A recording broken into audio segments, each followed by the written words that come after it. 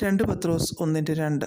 ദൈവത്തിൻ്റെയും നമ്മുടെ കർത്താവായ യേശുവിൻ്റെയും പരിജ്ഞാനത്തിൽ നിങ്ങൾക്ക് കൃപയും സമാധാനവും വർദ്ധിക്കുമാറാകട്ടെ. ഇവിടെ പത്രോസ് അപ്പോസ്തലൻ വിശ്വാസികൾക്കായി 2 പ്രധാന കാര്യങ്ങൾ ആഗ്രഹിക്കുന്നു: കൃപയും സമാധാനവും. ദൈവത്തിൽ നിന്ന് സൗജന്യമായി ലഭിക്കുന്ന കരുണയാണ് കൃപ. പാപികളായ മനുഷ്യർക്ക് അർഹതയില്ലാഞ്ഞിട്ടും ദൈവം നൽകുന്ന സ്നേഹമാണിത്. അതുപോലെ ദൈവവുമായുള്ള ആഴമേറിയ ആത്മബന്ധത്തിലൂടെ ലഭിക്കുന്നതാണ് സമാധാനം. ഇതൊരു ചെറിയ അളവിൽ ലഭിച്ചാൽ പോരാ, അത് സമൃദ്ധമായി വർദ്ധിക്കണമെന്ന് പത്രോസ് അപ്പോസ്തലൻ ആഗ്രഹിക്കുന്നു. ഇത് വർദ്ധിച്ചു വരുന്നത് ദൈവത്തെയും യേശുക്രിസ്തുവിനെയും കുറിച്ചുള്ള ആഴത്തിലുള്ള അറിവിലൂടെയാണ്. ഇത് ബുദ്ധിപരമായ ഒരു അറിവല്ല, കർത്താവുമായുള്ള വ്യക്തിപരമായ ബന്ധത്തിലൂടെ ലഭിക്കുന്നതാണ്.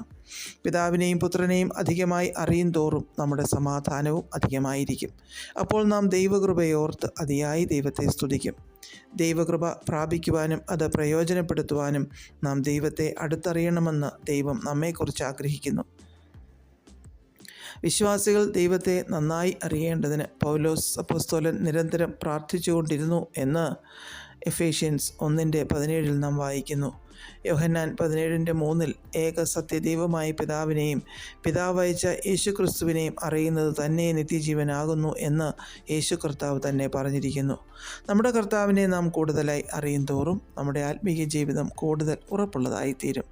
ആർക്കും ഒന്നിനും തകർക്കുവാൻ കഴിയാത്ത ശക്തരായിത്തീരും നമ്മൾ.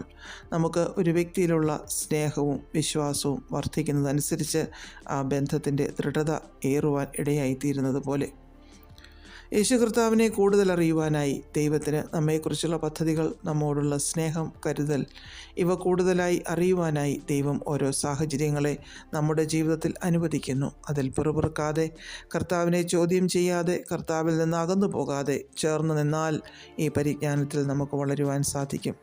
നമ്മുടെ ആത്മീയത ഒരിക്കലും ജീർണിച്ചു പോവുകയില്ല.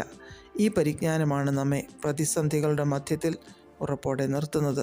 നമുക്ക് ദൈവകരങ്ങളിലേക്ക് നമ്മെ തന്നെ സമർപ്പിക്കാം.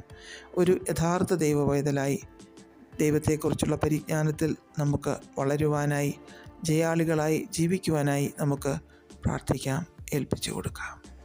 പ്രാർത്ഥിക്കാം. പ്രിയപിതാവേ, അങ്ങയെയും അങ്ങയുടെ പുത്രനായ യേശു ക്രിസ്തുവിനെയും കുറിച്ചുള്ള പരിജ്ഞാനത്തിൽ വളരുവാൻ ഞങ്ങളെ സഹായിക്കണമേ. യേശു ക്രിസ്തുവിൻ്റെ നാമത്തിൽ ആമേൻ. God bless us all.